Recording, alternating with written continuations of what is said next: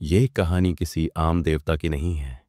ये कहानी है उस शक्ति की जिसे देवता भी शांत नहीं कर पाए, जिसे देखकर राक्षस भी कांप उठे, जिसके तांडव से ब्रह्मांड डोल उठा था।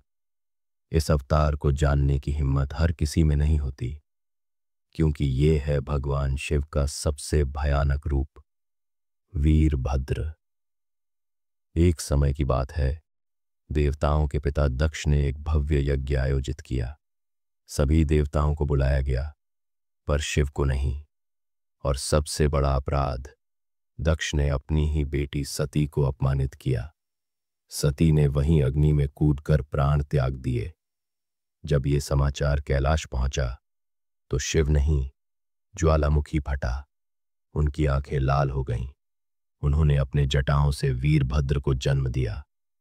वीरभद्र कोई साधारण योद्धा नहीं था। वो क्रोध, अग्नि और विनाश का अवतार था। उसके 3 नेत्र थे, माथे पर रक्त का तिलक, उसका शरीर राख से सना हुआ था, और वो ओम नमः शिवाय की गूंज के साथ उत्पन्न हुआ। जैसे ही वो यज्ञ स्थल पर पहुंचा, वहां मौजूद देवता कांपने लगे, राक्षस भागने लगे, संपूर्ण आकाश अंधकारमय हो गया। वीरभद्र ने आते ही सबसे पहले यज्ञ को रौंद डाला। ऋषियों के मस्तक उड़ गए, अग्निकुंड उलट गया। देवताओं ने उसे रोकने की कोशिश की, पर असफल रहे।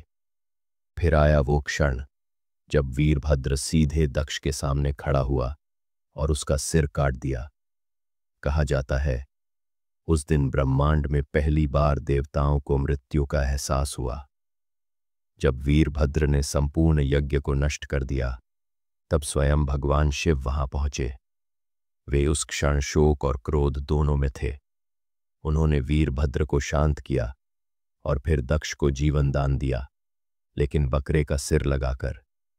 यही कारण है कि आज भी दक्ष की मूर्ति में बकरे का सिर होता है। वीरभद्र सिर्फ क्रोध नहीं थे, वो न्याय की वो ज्वाला थे जो अपमान का उत्तर बनकर प्रकट हुए। शिव का ये रूप हमें सिखाता है, धैर्य के साथ साथ सम्मान भी जरूरी है, वरना विनाश अटल है। क्या आपने कभी सोचा है, शिव जब स्वयं वीरभद्र जैसे प्रचंड रूपों को रोक नहीं पाते, तो कलयुग में उनकी शक्ति कैसी होगी? ऐसे और रहस्यमयी वीडियोस के लिए चैनल को सब्सक्राइब